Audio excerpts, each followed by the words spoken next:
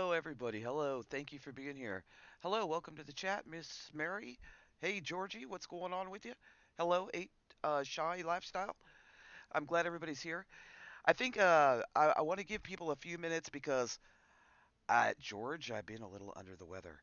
I got allergies really bad, really, really bad. And, ooh, Lordy, we know as we get older, it makes it a little rougher on us when we get not feeling too good. I slept like a baby. I slept like a baby. Do I got a good sound check, George? Do I got a good sound check? I appreciate everybody coming in. I apologize for resetting this live a couple times, but things do happen. And, well, I have a lot that I'm working on right now. But I think that this is a really important subject. And I do want to give people a few minutes to get in because then they always yell at me about OTWP. Yeah, that's what I've been doing. I've been cleaning like crazy and getting ready to paint. So yeah, thank you, George. I wanted to make sure I had a 10 by 10 and good sound volume. Miss Mary, welcome. Welcome everybody that's lurking. You're always welcome to come in and chat. No matter what's been going on in the past, it's a new day, a new sunrise, and it doesn't matter, right? It shouldn't matter. It should not matter. I think the big thing is, and I do want to talk about it a little bit, give people a few more minutes to roll in. I'm early on top of it, right? Go figure. Go figure. I'm always early. But I think when it really comes to prepping, and as we get older, and each one of us kind of looks around and goes, I don't know if I can keep up with this. I don't know if I can do this. I don't know if I can do that. Uh, you know, it becomes kind of an issue as we get older, especially in our late 50s, 60s, and 70s. And I think that we have to really take into consideration what do we really need? Like, what do we really, really need? So I'm going to play one song and then I'll be right back and we'll get on with the show. Hopefully, we'll get a few more people in here today. Or do you want a 2 by 4? You can put a 2 by 4 up my side of my head, but I've had those lately and I would much rather just be kind in the chat, George. But I'm going to play this song. I really like it, and I'll be back in just a few minutes.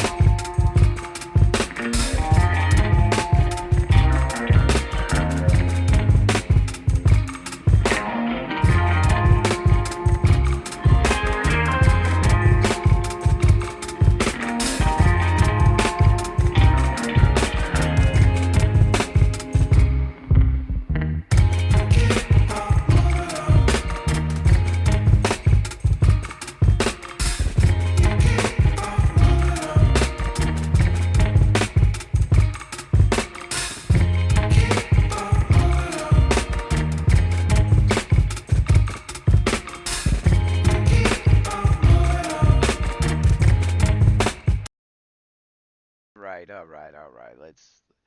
Let's get on with it because I don't have all day, and you probably don't have all day, and people can always come back and watch it. But I think that we have to have some type of practical guide when we're getting into our elder years to plan for like those SHTF emergencies. And I think it's really, really important because emergency preparedness for seniors is a little different. Preparing for emergencies while dealing with the challenges of aging is definitely different. And I think that we have to isolate and identify unique things that the elderly may need to address when prepping, bugging out, or seeking better preparedness for emergencies and disasters than other folks, right? Than younger folks. Whether you're a senior or you have family members that are older, or you're a caretaker of an elderly person, or just maybe, you have someone in your family that's disabled. We have to cover certain things because there's going to be special needs for the physically challenged and not just preparedness for seniors.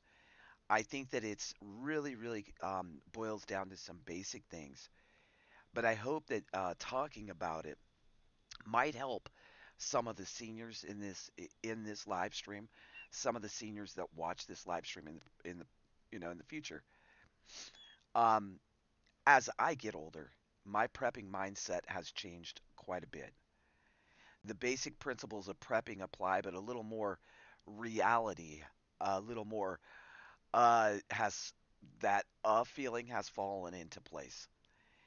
And I think that as we do this, right, as we get older in our preparedness, and we still want to keep prepping because we know things aren't, hi copycat, we know things aren't great, right? Senior doesn't mean that you're feeble, weak, or unable to contribute in the prepping lifestyle or in the prepping community. Getting older kind of sucks sometimes, but it does beat the alternative, right? Me and my brother have a saying, any day above ground is a better day than 6 feet under. Every one of us who lives long enough, we're going to be faced with the reality that our strengths and the status have transformed from a physical role to more of a advisor or leader passing on experience and wisdom. And see, that comes into play a lot because when you have the leadership capabilities, when you have the wisdom not to repeat the same mistakes twice in whatever part of your life, man or woman, it does not matter. See, there's a crazy delusion in the prepping community of running and gunning, right? You may have heard this, you may have not. Running and gunning, just run around and you're going to be fine and you're going to take from other people. As we grow older, it gets replaced with this understanding the consequence of falling or forgetting your medication. That's wisdom, right?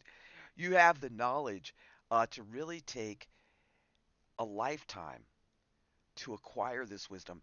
And don't allow the fact that you can't leap over tall buildings like Superman to discourage you.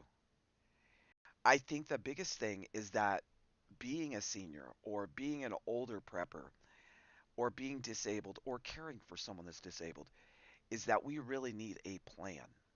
We really need a plan because every single person, no matter what your age is, you definitely need a plan for being prepared. And seniors are no different when it comes to that category. We're going to make our plans based on our location, our situation, and different SHTF situations that we run through our minds, through our heads. But here's a couple things just to consider. One, is your evacuation routes and a safe place to go? Consider any mobility issues such as medical equipment, CPAP machine, asthma, supplies, and medication. And build your go bag with the things that you really need. I think a lot of times we have not, I don't think I've ever addressed this on the channel, but I think that you have to consider your food, your diet. Maybe you get an upset stomach very easily. So those things are going to come into play because you're going to want to address those, right, in your plan. If you don't, you will pay the consequences. And the worst thing that anybody could do is get dehydrated during a SHTF because of stomach issues. I mean, to put it bluntly, because of diarrhea or because you're puking your guts out because your nerves are racked. So we really need to set back and say, what do I really need? And what is my biggest failure when it comes to maybe your health? What is my biggest thing that's going on with me? You want to have a list of things that you need. You want to sit down today, if you're listening to this, and really say, you know what? I need to address this issue and I need to address it now. You're not going to want to rely on your memory because we all know, we all know as we get older, our memories seem to, well, sometimes we get a little ADHD or ADD or just a little forgetful.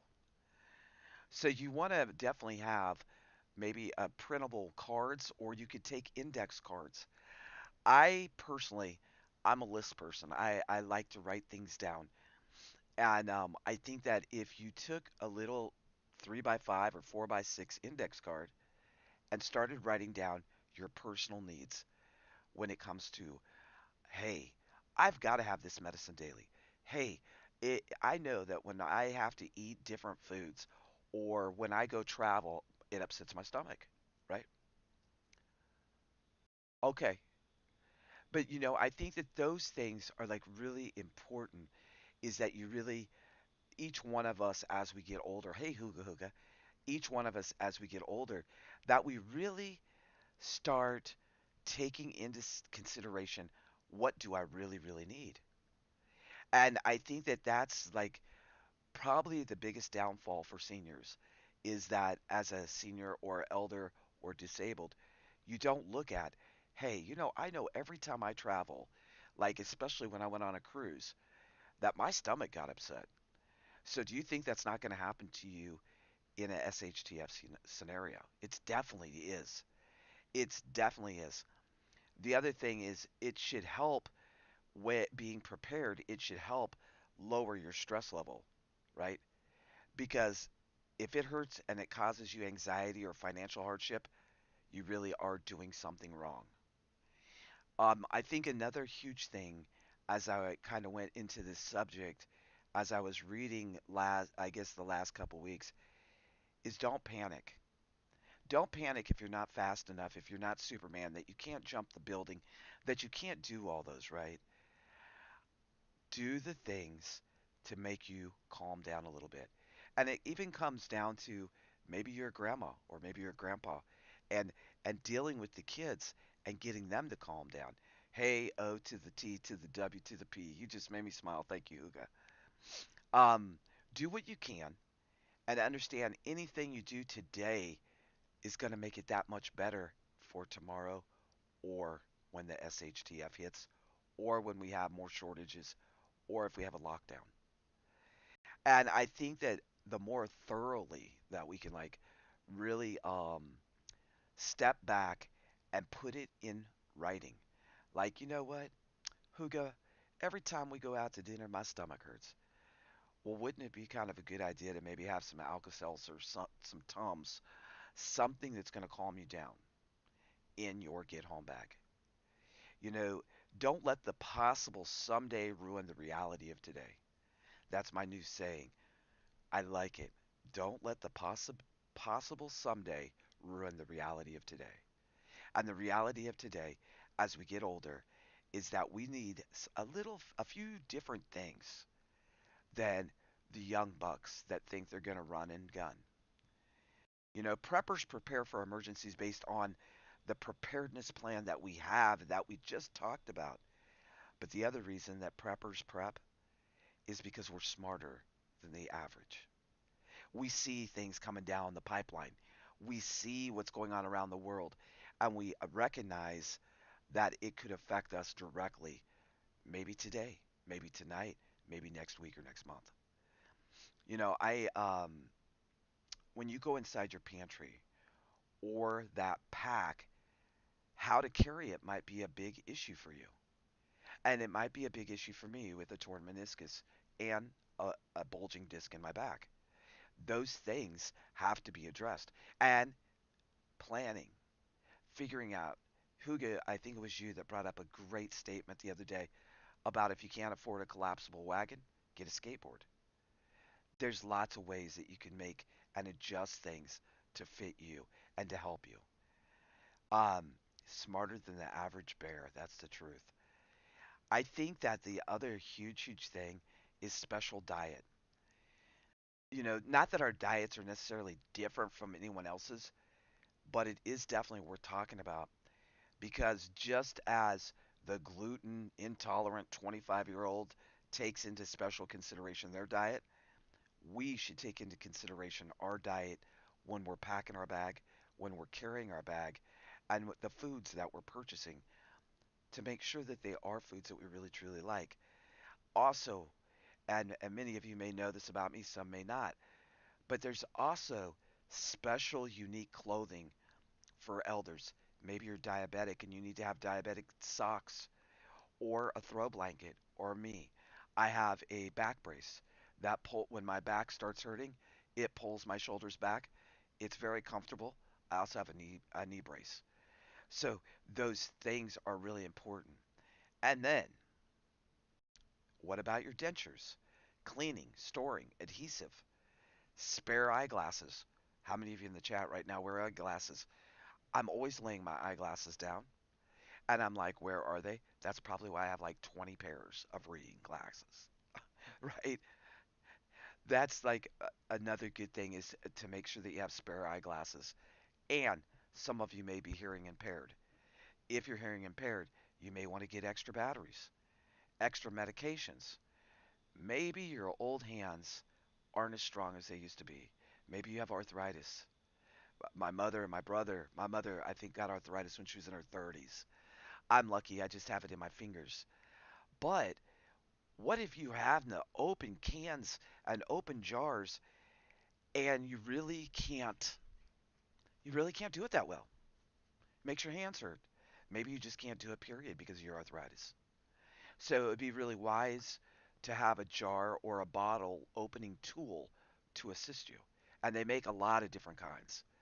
I like the multi-can opener because, right, you can use it for opening canning jars, opening a can. There's a lot of different, and some of them even have like the multi-tool knife on it and stuff. So the other thing you might want to consider is the jar and the container size, because most things using the quart-sized jar, there's only two of you, but pint jars might make more sense if there was just one of you, right? Luggage roller cart or an old lady collapsible grocery cart, another good idea, Huga. And also, hey Teresa, I think that I have one of those push carts. Those are great too. Like if you go to like a flea market or an antique show, and you can just wheel it around, throw the stuff in there, and it's no big deal. It makes it a lot easier. And in a prepping scenario or in an SHTF scenario, that would definitely be a great idea, Huga. A scooter in your trunk may help if you end up walking a ways. Yeah, that's what a lot of people had recommended to me when I was driving, is that I got a bike and put a collapsible bike in my work van. So there's things that we have to address as we get older as preppers, and that we're not the young bucks just saying I'm going to run and gun, because it's not going to work very well for them anyway. Okay. Also, your locations of where you're storing your preps, don't put them on those high shelving racks and have small step stools. You got a 5'2", 5'2" woman, but you don't want, as we get older, to always be climbing up and down those, because I'll tell you the truth, folks. I don't know how many of you in the chat have ever known somebody, but there's a lot of folks that have fallen off of step ladders and broken a hip, and I'm not kidding. And the older we get, of course, the more brittle our bones are. So that's like another thing that we really need to consider. Um, an old stroller, that would be great. And if you have a dog, a puppy like Copycat or you, Hugo, or me, that's an elder dog. I don't know. I think yours is a puppy now, but if you have an elder dog, it would be a great way to help and assist that dog, because we don't want to leave out our pets. I also know that I want to talk about the cash and financial resources, because as we get older, most of us are on limited incomes. A lot of people that I know in this chat are on disability or social security, and we have to stretch those dollars. The beach wagons, yeah, yeah, that's another good idea. but we have to stretch our dollars, right? So I think it really depends on the emergency scenario we're prepping for. But I think that it's very, very important, and I've said this before on the channel, that we all have some cash. Cash is king. Silver could come in great and handy, but cash and silver are going to be your go-to. If we have an EMP or we have a situation where the grid goes down, thing is you're not going to be able to access your money, and neither am I. And so I think that making sure you have cash on hand, whatever it is, be it if it's even $20, it does not matter. And I understand taking that money out of circulation, out of your financial situation when you're on disability or whatever it may be, that that may be a struggle. Put a couple dollars away a week. Start with baby steps and let it gradually grow. I personally believe that everybody should have $700 to $1,000. Have I had to dip into that before? Yes. Have I had to dip into it more than once? Yes. But that is should be a goal, and it depends on each one of us what we feel we would need that money for. But I think one of the biggest things is medication and medical equipment, right? Medications, like I said, are not just for the elderly, but the older we get, the more likely meds could be very crucial to your livelihood, your health, and how you're feeling. Like I've been popping Benadryl because yesterday my eyes were almost swollen closed, and I wasn't going to come on live today, but I'm doing okay. I was sneezing so bad, and my eyes were watering, and it's that dust it's like on the vehicle and everything. I got to go wash my car because it's so bad right now. It's so bad. A 5-gallon bucket, Ziploc, common barter items for quick retrieval if needed. Good idea, Huga. I think that there's so many, that's the wonderful thing about having a community of people get together and talk about these things. I think also, if you have to leave your city or town or your local pharmacy, and they're the only ones that have a copy of your prescriptions, you need to get them sent directly to you. You may have difficulty like filling those prescriptions elsewhere. So try to get a physical copy of a prescription if possible. The same holds true if the pharmacy you use doesn't open for some reason during an SHTF, such as a power outage or an evacuation order. A big thing is to see if you can get a backup supply of prescription medications, which we've talked about before. But I think it's crucial if you are on a medication that is very important. Hello, Red Dog. I think it's very important to try to get an extra month worth, extra 2 months worth, whatever you can do to have just a little bit in your pocket that you know that you have 30 days worth of your prescription. Very important. And some of it, sometimes they'll tell you no, it'll be almost impossible. Medications like insulin that require refrigeration and they have a limited shelf life as well. So in that case, it may be very, very important to figure out how to get a portable cooler handy, and in case you need to evacuate or the power goes out. Either way, they make these ones that go in the car and they go in the cigarette lighter. I had one before and I sold it because I didn't use it enough. But if you're on medicines on an ongoing basis, especially insulin or something like that, that has to be refrigerated, you may want to get one of those little coolers. They're kind of pricey. I think they're like 70 to 100 bucks, but you definitely want to think about it. It may even be possible though, like that you talk with your doctor and you get another prescription for a backup, which I think that if you're on a medication every day, I don't see why a doctor would turn that down unless it's a controlled narcotic, right? Um, my mom stocks up on hers. She asks her doctors for 90-day supply and just say it's more affordable that way. Yeah, that's a good point, Red Dog. They won't do it for my ADHD meds. Doc said to skip over one or two on weekends to stock up. Said to have to do it that way.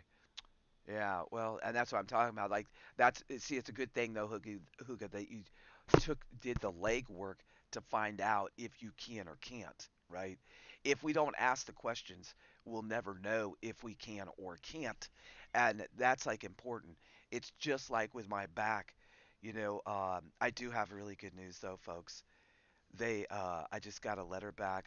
I guess I got it back on Thursday, but I've been busy with my night job.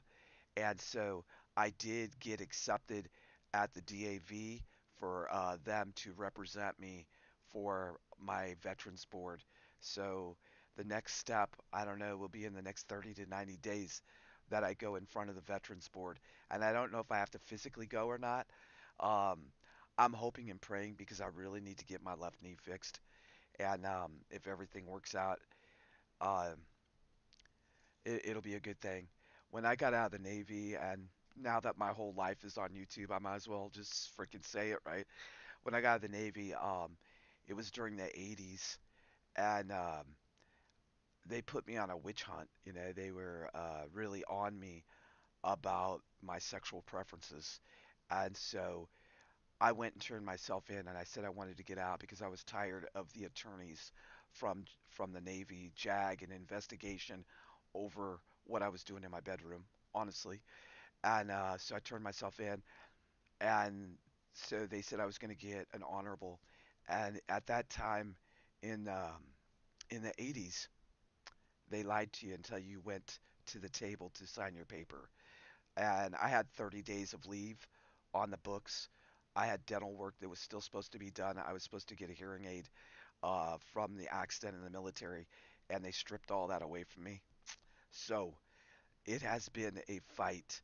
And at first, I wasn't going to fight. I was just like, you know what? Screw you. Screw the government. I served in the military. I was notoriously advanced 3 times. Um, and I was like, you know what? I was a good sailor. And I have proof of that. So the Navy sometimes is a very touchy subject with me because of how they treated me. But the good thing is that the DAV is going to take my case, and that's why it's been such a struggle for me to get my disability. So I was talking to a sheriff, and he lives here in town, and he's like, Kim, he goes, you are going to get disability. He goes, they might fight it the first time. He goes, but because of the change in the military, uh, they have to overturn it. So I'm praying, and if y'all would pray for me, I really need it. I really need it for more than one reason. Um, to get my knee fixed, and also to get my hearing aid, and other things that happened to me in the military. So I'm hoping and praying that, um, well, God answers prayers, and I know if two or more of us agree, it'll happen, and the next step is here now, finally. So I'm excited. I'm a little nervous, but we'll see where it goes. We'll see where it goes. I think with the documentation, it took them. I applied for my medical record um, in the beginning of COVID. It took them 2.5 years to get me my full medical record. So I'm really excited that the next step is here. So speaking of elders, it's about time for it to go full throttle. Thank you, Red Dog. Um, I think that we have to look at all of our situations. That's why I am working so hard for them, filling out all this paperwork and all this crap that they made me do.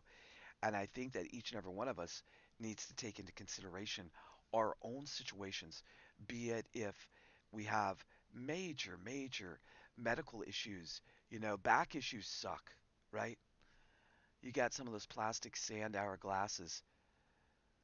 Oh, yeah, I have one of those, and I was gonna get rid of it. It's small.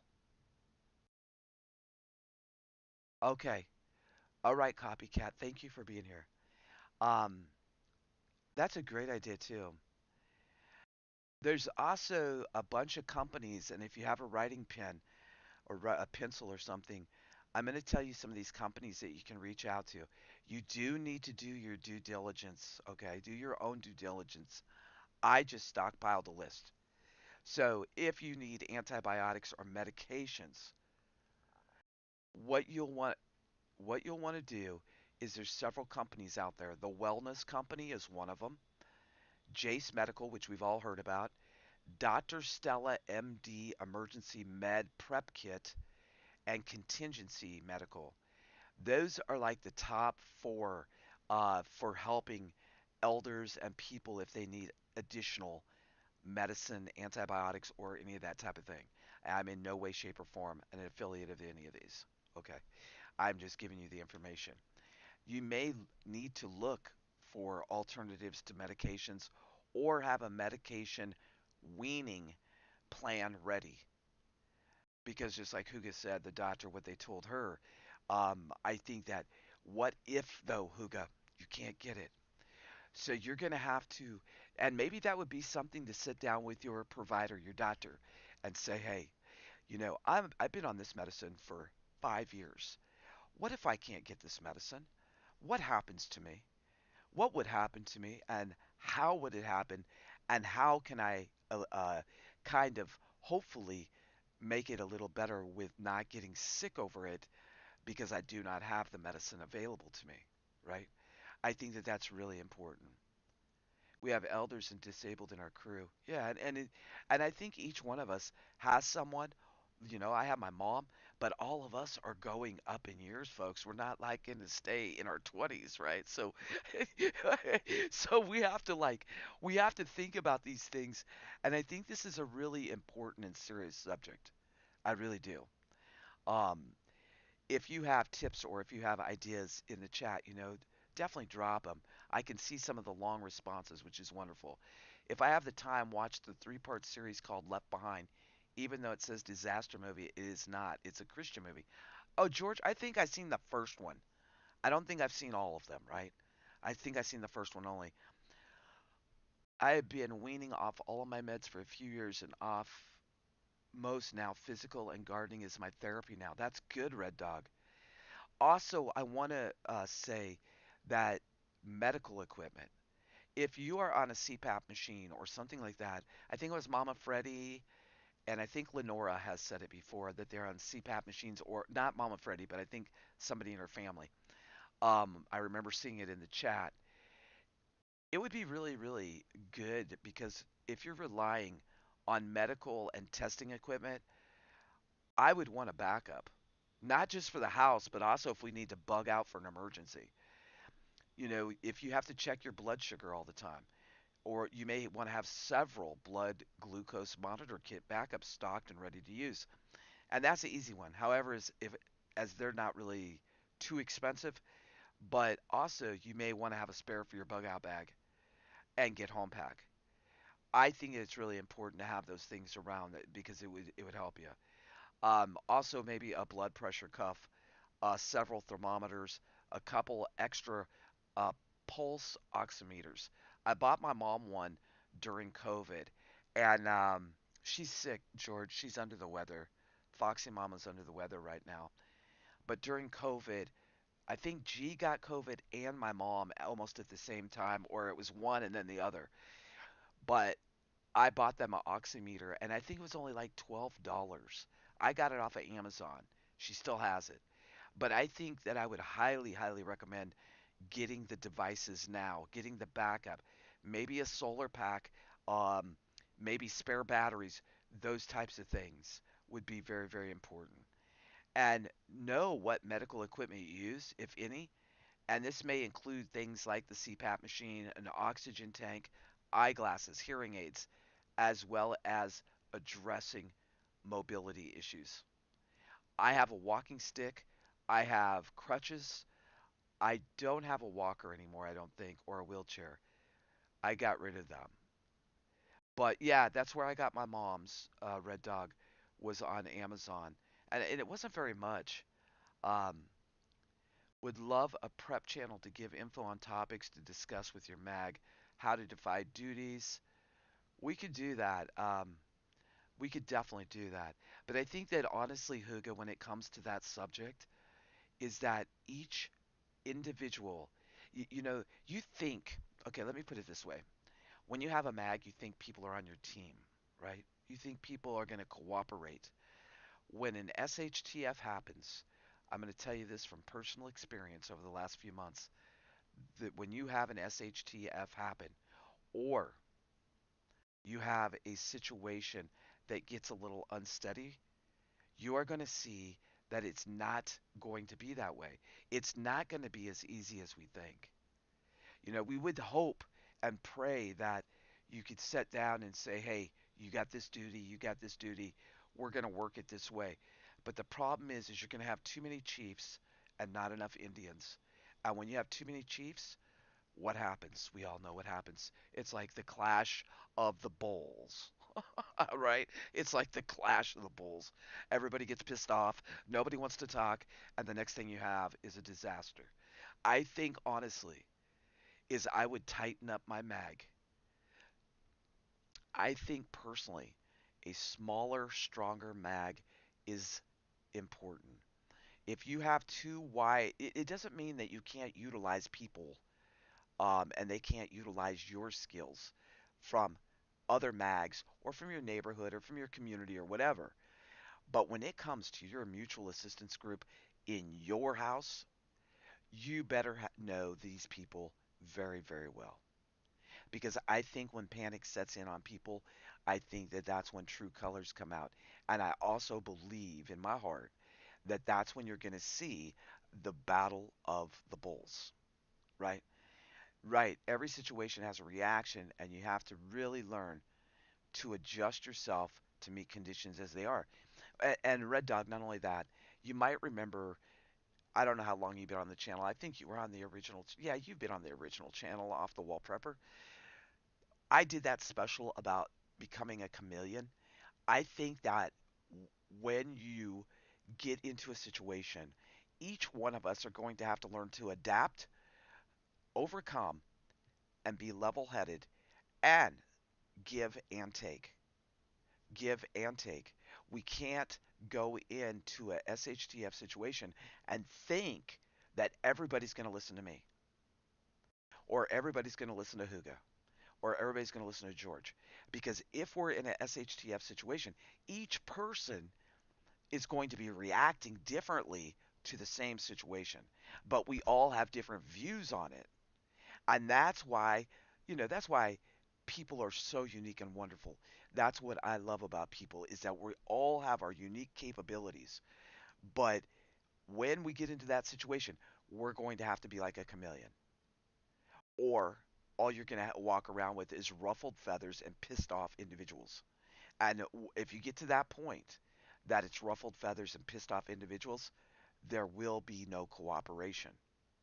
And what will end up happening is your mag that you thought was so strong is going to start disappearing.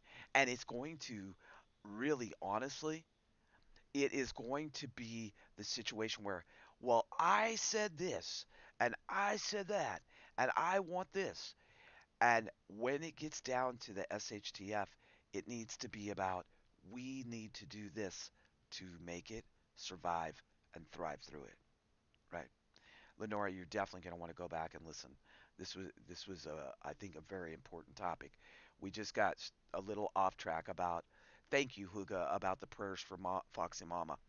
Um, we also need to address one thing that I wanted to talk about is that we were talking about the wheelchairs and the canes and thing like that. And I don't have a scooter or a wheelchair any longer.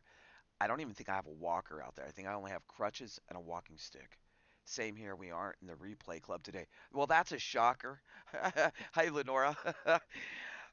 You may want to stock up on things, especially if somebody in your family has a feeding tube or a tube feeding formula. You may also want to stock up on syringes, needles, catheters, things like that. Try to acquire extras on the required equipment that may be important to your situation, right? Important to your situation. I want to say honestly that I believe that everything we do, having a plan in motion, is really going to make things run a lot smoother. It's kind of like this. Let's visualize this, folks. It's kind of like taking all of us from the chat right now and throwing us into becoming a refugee, right? Hopefully, we have a low risk of that happening to us. But if we were all thrown into a refugee or an immigrant situation, you bet your butt that we're going to cooperate to make it survive and thrive. Even when the world seems to be falling apart around us, much of the feeling of doom comes from this sensationalized headlines of the media that we gravitate toward. So we're not doomed quite yet, right? We can still keep on going. But I think that it's very important to have also a medical card, which I have not talked about yet. If you have an allergy, which I'm allergic to penicillin, how many of you in the chat have a medical allergy or a bug allergy or something that could be a life or death situation for you? If I take penicillin, I am turning red like a beet. And not only that, I get massive hives. I have not taken penicillin since I was 17, 16 because it was so terrible. I do not have a medical ID bracelet or a card. So see, that's one thing that even though I'm talking about it, I haven't done it. See, I'm not perfect. I am not perfect. I know I'm close, right? Okay. But like really honestly, we should have a medical card or a medical bracelet, especially if you have an allergy or a very, very important medical issue. Yeah, and that's a good idea, Red Dog. And I used to have one in my wallet, but I need a new ICE. I also need a medical card or a medical bracelet because God forbid that you get knocked out, right? You get knocked out in an accident, be it in an SHTF or just something happens and you're knocked out, and lo and behold, they give you the exact medicine that you're allergic to. Do y'all remember this? I got the epoxy in my eye and I went to the medical center. She took me down there to the medical center. And what did they do? They didn't look at my medical chart and they gave me eye drops that had psyllin in it. Anything that has psyllin in the end of it, I cannot take. So I come home and I got a little relief, but then I was like, son of a gun, it's really burning. And lo and behold, psyllin on the end of those eye drops. I forgot what it was called, but the last word was psyllin. And my eyes were worse than they were in the first place. I got temporary relief and major pain afterwards. Um, I do want to say that it's really, really important to get that medical card. Get the medical card. I'm going to take my own words of advice on this and I'm going to write a little. I'm just going to take a 4x6 card or a 3x5 card, whatever note, index card, and stick it in my wallet with ICEs on it and also what I'm allergic to. And that's what I'm going to do for now. It's cheap and it's free, and all I got to do is write it and put it right with my driver's license. I think also keeping it in a place that if you're allergic to penicillin too, and Lenore has a lot of allergies, you can't take IBU, ASA, and NAP.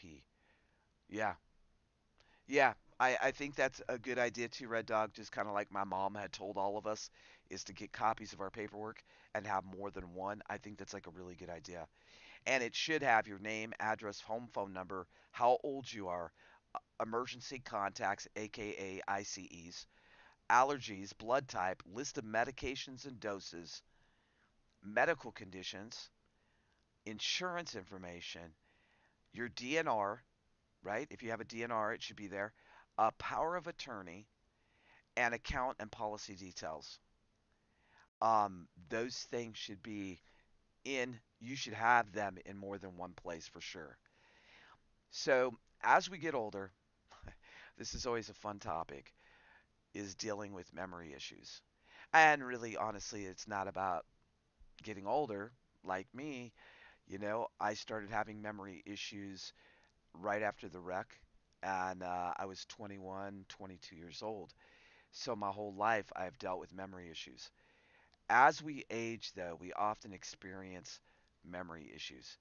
Not everyone is going to suffer from a memory loss, but if you do, here is a few things that can help you. One, plan your tasks. Plan your tasks, make a to do list, and use memory tools such as calendars and notes. Use your phone to help you with your memory. Planning, you're well on your way if you're already listening to this and you're already here and you're already prepping. But writing down details can be so helpful. And as you all know, I have memory issues. Sometimes my memory is great, and sometimes I can't even remember names, places, things. So I keep notebooks, and I drive a lot of people crazy over the top because I have so many notebooks. And the funny thing is my memory is so different is that I will write something down and I can tell you exactly what color notebook it's in and what roughly where it's at in the notebook. Okay. But I can't do it otherwise. Just to I used to remember everyone's phone number. And y'all might remember this back in the day. It was like we didn't have cell phones to do the work for us. We could recite numbers. I can actually, hey Lucy, I can still recite my grandparents' phone number, 883-8656. Whoa, that's from, they've been gone for 20 years, but I still remember their phone number. It's like etched in my head, and some of those things that we think that we're going to forget is etched in our head. Other things, be it if you have a good memory or a bad memory, during times of stress, your memory may slip your ass and you may not know, oh, what was I supposed to do if this happened? What kind of things can I forage for? And you may start panicking, and that's the last thing you want to do. Oh shit, copycat. Stop it like an elephant. Do you always have to bring that up, copycat? Oh my gosh. Please. Think about this. Have you ever been approached by a stranger and they ask you for directions to a place you know exactly how to get there, but you had to struggle to give them directions, right? I've done that before. And that's because we're caught off guard in that type of situation. So imagine a SHTF happens and how caught off guard you're going to be, right? So if it's a major emergency, a disaster hits us without notice, we need to write down details that can help us along the path, along the journey. And writing those details down can help us because it's part of an emergency preparedness, in my opinion. I wouldn't get so detailed that it takes a bunch of time to go over, but a few details, a quick checklist. I've put checklist ups on the community page before, and I think they're really needed, and also they'll go a long, long way. Can sing every word to an 80s song, but can't remember a password I made yesterday. That isn't that Hooga, isn't that the freaking truth? That is the truth. So I hope that y'all took some things from this. I think that also, as being an elder, it is very important to have a MAG, your mutual support network. This doesn't mean you have to gather with them and live under the same household, under the same roof, but a willingness to help and protect one another. Also, that would be just like an ideal situation for anybody. You know, um, I think that building a list of people that can help you in case of an emergency, family members, church members, the, the boy at the gas station, the neighbors, a club you belong to, the librarian, whoever it may be. Maybe you know a doctor, or a nurse, or a dentist, and you know them personally. It doesn't mean that you have to bring them into your dwelling, into your compound. A MAG can be a network of people that assist each other with knowledge, wisdom, and things of that sort. Can give you companionship during a SHTF as well, right? Um, I would say definitely start putting your mutual support network, not just a group, but an actual network of people together. Because this network can help you from anything from getting across town to loading your vehicle to freaking safety, right? from stopping the water of a busted pipe to watching your pet, to you watching their pet, to maybe helping them learn a skill you know. You know, maybe Red Dog knows more medical than Lenora. And Lenora and Red Dog become part of a network. And networking is very important, be it if it's a business, be it if it's in prepping, is to have that network and to kind of have a list of names and know, right? Also, the other thing is during a SHTF or not, it's always nice to have a network if you're leaving your home and it's someone you can truly trust. Because that way you have someone that has a key to your home in the event that there's a major emergency or that you get locked out during a live stream like I did. I've taken and addressed some situations around here that I do not want to repeat by myself, okay? One is the lockout. So I've already addressed it. I've got it taken care of in two ways, and I have a dear friend that's also holding a key that lives in another town. And that's for an emergency situation. But you definitely want to have direct connections and direct contact with the people within your support network. Maybe even get together, go out to dinner, go have an iced tea, whatever, and kind of start networking and picking their head about what they do or don't do. Um, I think the best thing to do is plan to stay, but prepare to go. Plan to stay in your home, but prepare to go. And if your gut tells you to go, go. I think that that's really important. I hope that each of you took some good information from this. I think that with any age, we need to look at the most likely event that would send us away from the security and resources that we currently enjoy in our own cabin, our own apartment, our own home. Why are we going to leave? Where are we located? Where are we freaking going? And how long is it going to take you to get there? Right? The other thing is when you arrive, you have to bug out. You have no choice. Okay? I know. I don't want to bug out. I'm comfy here. I know where everything's at. I know people in the neighborhood. But if you have to leave, it's very important to know that when you get to this new location, what kind of resources are really there? Do they have a well? Do they have a pump house? Do they have a cistern? Do they have any water stored? Um, do you have any water stored for your bug out location?